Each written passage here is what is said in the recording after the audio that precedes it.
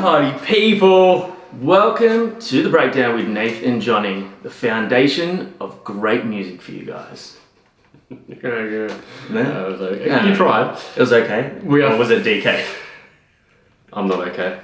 Trust me. Today we're checking out the brand new track from My Chemical Romance. This is the Foundations of Decay. Full transparency. Not only have we listened to this song, I actually witnessed this song live 4 days ago. Yes, I'm very jealous. It was wicked. They opened it at their Milton Keynes show, which I happened to have been there for. So I'm on a high with My Chemical Romance again right now. Yeah, so this dropped literally, I think, the day that you left to go to the UK. No, I was in the UK when it dropped. Or maybe it was the day before, or maybe the day after you left. Either way, so I wasn't going to wait 2 weeks to hear this tune because huge My Chemical Romance fan. 14 years between tracks. Don't make us wait. Yeah, but there's been a lot of exactly. requests for you guys for us to do this on the channel. So we're going to jump into it right now. But it won't be a first reaction. It'll just be us talking about it. And vibing with it. We'll probably pause it a bunch because we can. It's our channel. We'll do what we want. Hell yeah, we can. If you guys could like and subscribe, if you want to, you can do that. Check out the merchandise. We've got heaps of it. Oh, this is not ours. This is a Chris Turner shirt. So he's a friend of the channel. What's He's with also the tits? I don't know. I didn't squeeze them together. I focused more on the name. It's just my tits were there. They're always there. Anyway, Chris is the best drummer on the planet. Go and follow him. 3, 2, 1.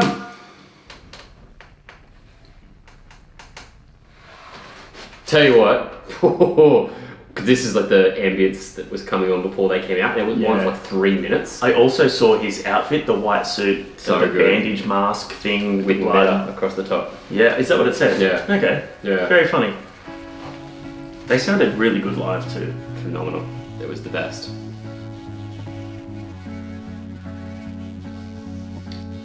As soon as I heard this, I got sort of like, An erection.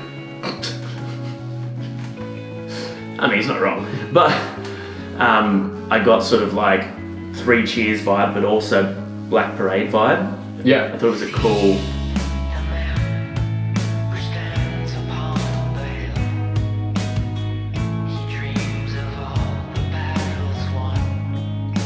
It is true, he does.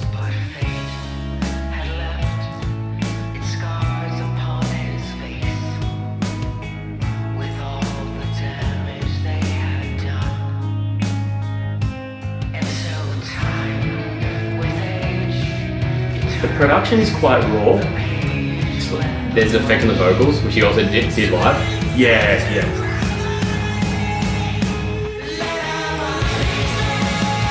I love that driving kick drum.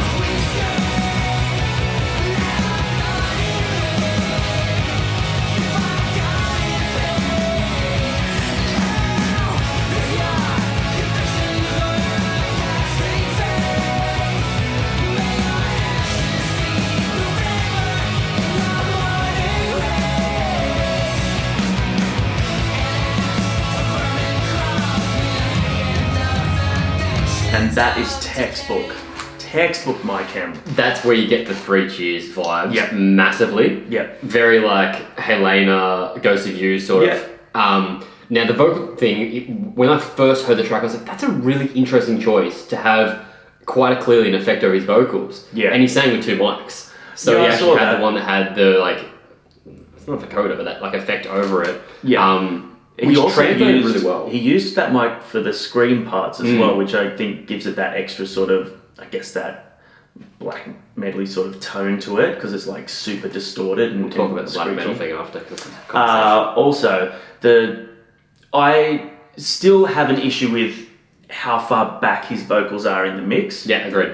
But at the same time, it kind of gives me like a throwback to I Brought You My Bullets album, you know? So I think maybe they were kind of... Yeah, I mean, yeah, but it's still good. It's still great. And I think it gives it that sort of throwback sound to when they were just a band, just with their own... Now they're not a band then. Well, you know what I mean. I do know what you mean. You're an idiot. No argument.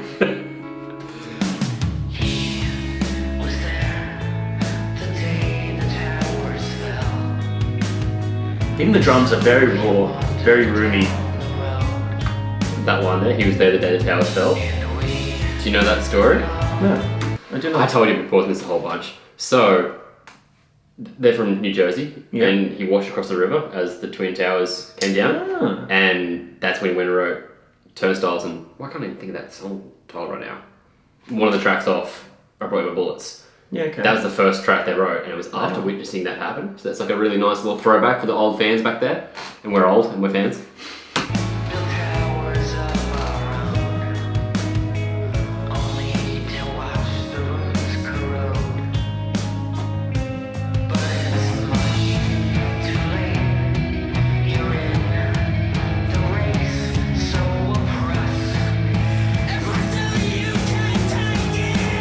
Love that back in the lead riff.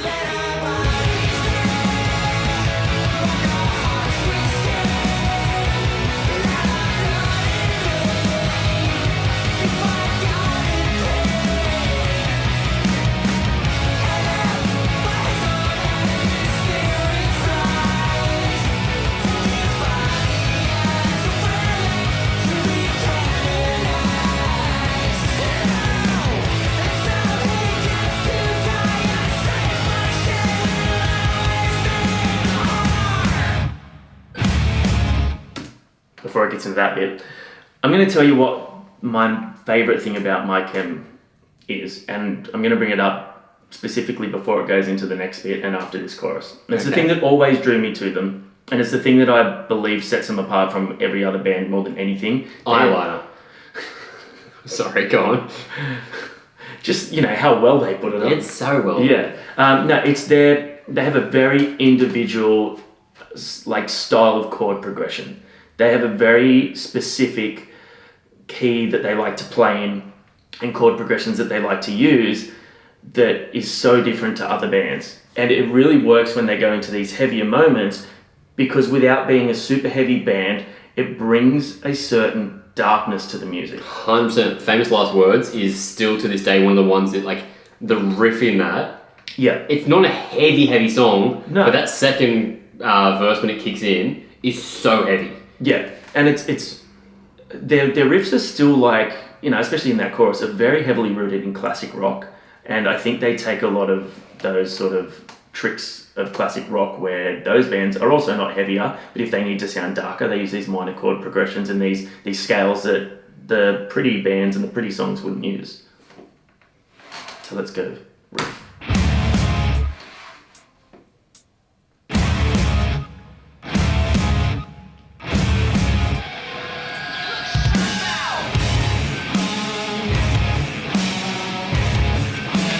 That has massive Zeppelin vibes to me.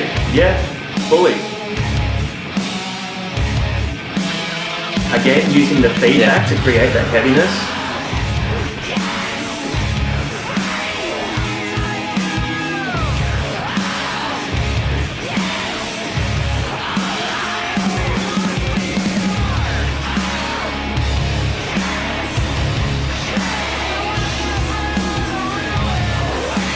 Also gives me Coheed vibes.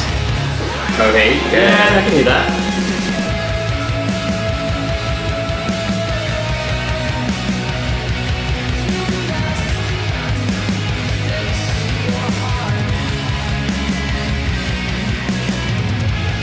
Even this bit.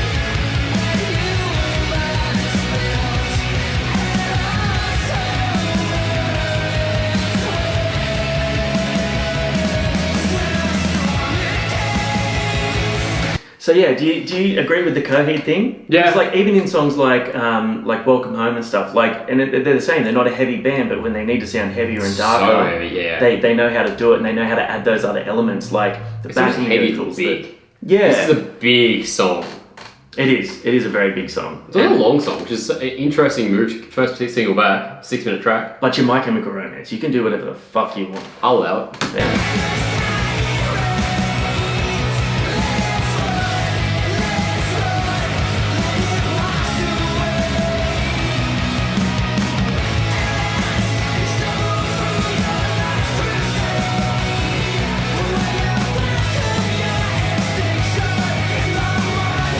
That's very 3 Cheers. Mother Dallas on there. Yeah.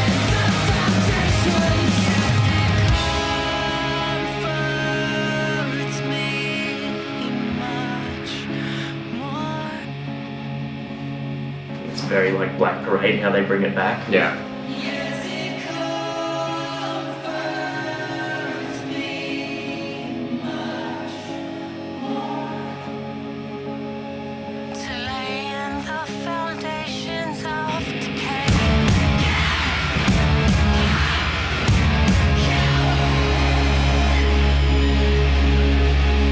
Fun!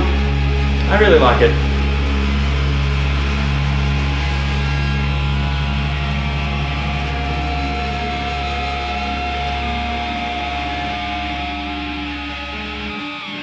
Now, you touched before on the screams in the backing of it. I did. About the fact that, he's used the vocal on there. I took McGee along to see them, and he was never the biggest My Chem fan, just didn't listen to them that much, but he said after, he's like, oh, does he scream that much in songs? Because he screamed way more in songs where there is no screaming in previous albums than I've ever heard him do before. I've seen them live a few times, and it was really interesting because I'm coming to the back of that Ibaraki track where he did the black metal screams. Yeah. And everyone's like, oh, it's so interesting to hear him scream like that. And there was a bit of a discussion going on about like early My Chem versus current My Chem, or the last stuff. And he threw in screams in songs that just added an element to it that I didn't know it needed. And it was so sick. And I think this is exactly what it is. There's actually more aggression in that song than we've heard from them. Like the last album, which had like Sing and Go, like all those tracks there that were a bit more pop driven. I feel like they actually stepped away from that and gone a bit darker, which is really interesting. I think maybe taking the time off has sort of given them a chance to recenter themselves as My Chemical Romance and as the guys who started the band and what they created the band for and what they were going for. And obviously when you're on a journey and you're writing new music as an artist and you're growing, you're obviously going to take on new influences because you don't want to do the same thing over and over. I get it. Like, there's some people out there that don't love this song, and that's fine. I have my issues with it, like the vocal production and stuff like that. I don't think it's the best song they've ever done, but I think they've done a really, really good job of coming back and giving the fans an honest representation of them as My Chemical Romance through all of their eras, I guess. Like, it's got sounds from each of their things, but I don't think it sounds forced. And I think that's probably the best thing to do when you're coming back after such a long break and saying, righto, we're My Chemical Romance, we're the My Chemical Romance that you loved, Romance. We're the band that you loved, and we hope that you enjoy this, and this is what you want. And it's what I want. Sure. Seeing it live again actually translated even more for me. Yeah. I didn't know what the experience was going to be like. I was like, I wonder if they played the song, and as I said, they opened with that track. It worked so well because everyone in the stadium had heard it by that stage and listened to it a bunch. Like, I'd listened to it 10 times by then. Yeah. I knew the words. I could actually get into it at the right moments because, I don't know, smart move. I really like it. I'm stoked to hear them back. It has a bit of a final track on the album's vibe for me. It doesn't, it's an interesting song for a first single. So I will be interested if they release more stuff with this. I hope they do. Fingers crossed. Or an opening track. It really does. I know it's long, but it sets a tone. Yeah. What do you guys think? For those of you that have been requesting this a whole bunch, do you like the track? Are you excited to have them back? Is it a disappointment? I'd love to know your thoughts. So would I. So do that. We're on the same page. See you guys next time. Thanks for watching.